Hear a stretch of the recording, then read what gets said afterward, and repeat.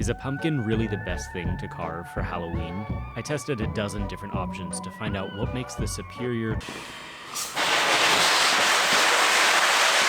Since this is YouTube and I'm not creative enough to invent a new format, I just went with a classic tier list. To keep things fair, I judged everything on a completely objective scale. How hard they are to clean, how hard they are to carve, how they look when lit, and bonus points to make sure that grapefruit doesn't win because I hate it. I needed a baseline for the test, so I started with a classic pumpkin. I have to be honest, I'm not a huge fan of working with pumpkins. Don't get me wrong, I love carving them. Getting to make something spooky is a great way to spend an evening, but they are kind of a pain in the ass to clean.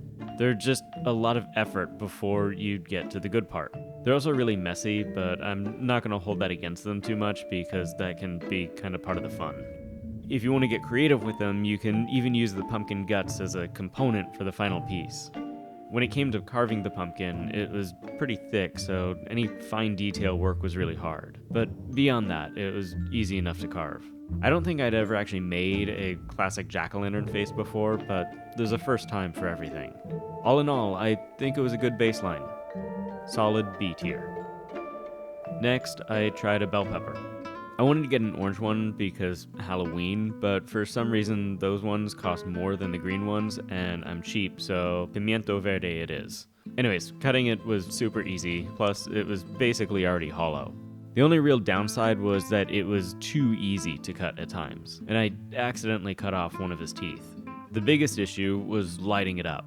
The skin is so thin that the entire thing just kind of glows, but not really in a good way.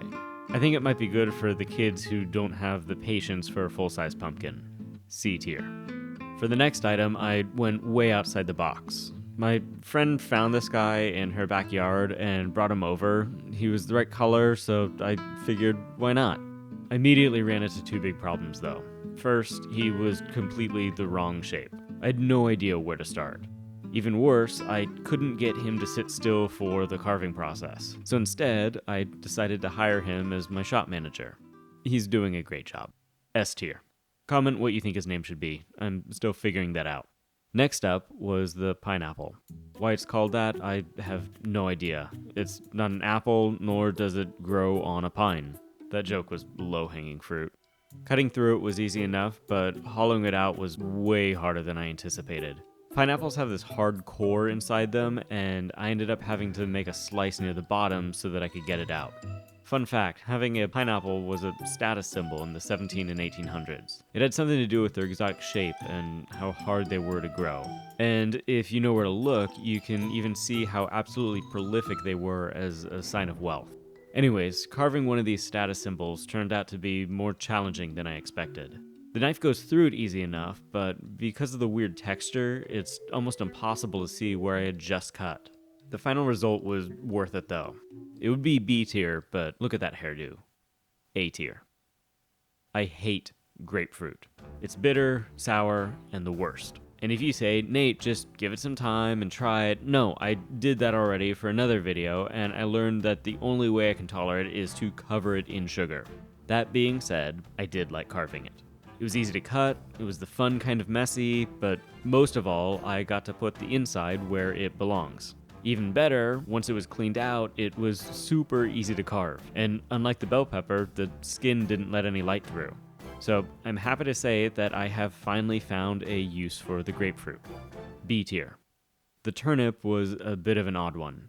Not because it seems like a strange choice for a jack-o'-lantern, but because it is the original jack-o'-lantern.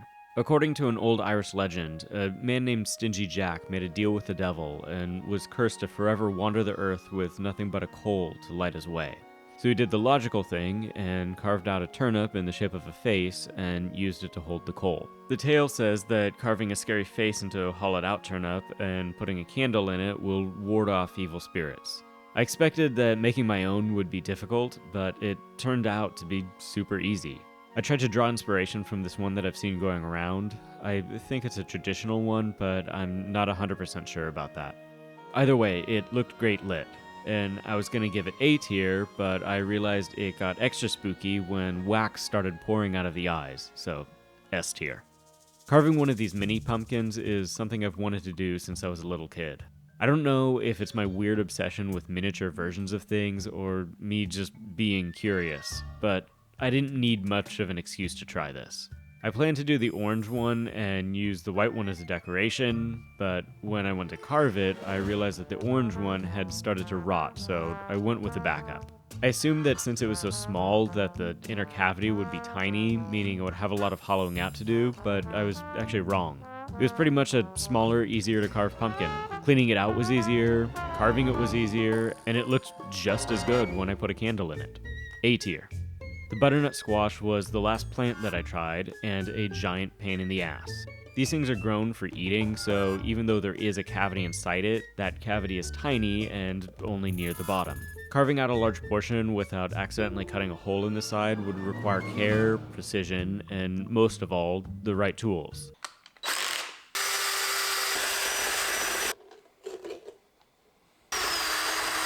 With it hollowed out, carving it was simple, and it even looked great lit. I would say it was easy, but it was also the only one I felt the need to use power tools on, so D tier.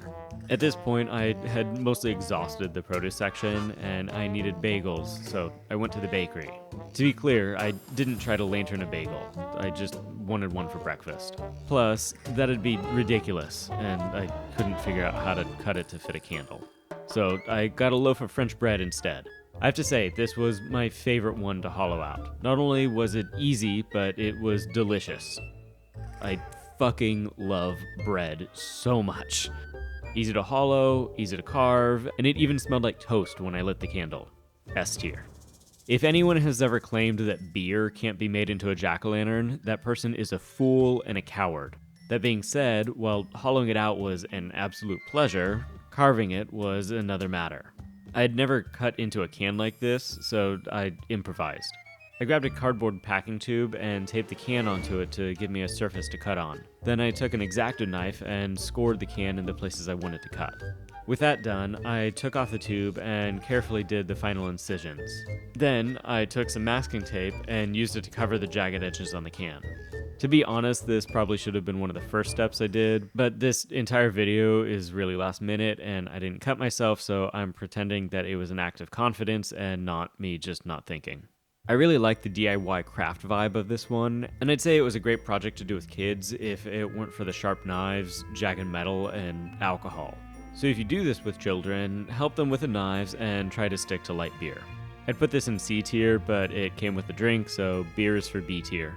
Carving the paper bag was so easy, it doesn't even qualify as carving. To make it slightly more interesting, I taped a piece of paper inside it to diffuse the candle.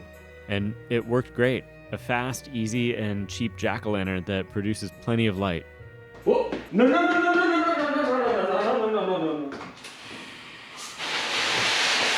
F tier. Downloading a file and 3D printing it felt like cheating, so I decided to design my own 3D model of a jack-o'-lantern. I hadn't used Blender in a while, but luckily pumpkins aren't super complicated. The problem is I don't really know how to use Blender that well, so whenever I tried to use a boolean to cut out either the center or the face, the entire pumpkin would disappear, and I'd be left with what looks like a butt. I'm putting the files on my Patreon if anyone wants to figure out what's happening here. Aside from failed 3D files, supporters also get access to exclusive vlogs, videos, as well as their names on screen.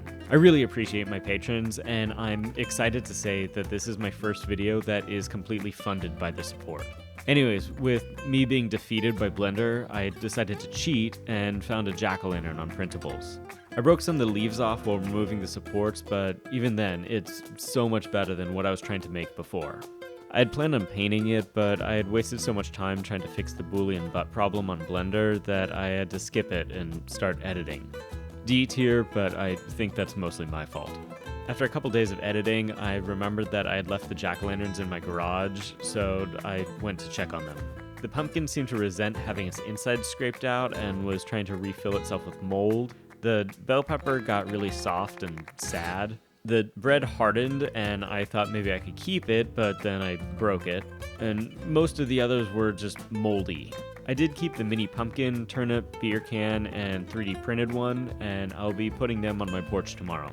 Hopefully they hold up in the rain. Anyways, happy Halloween.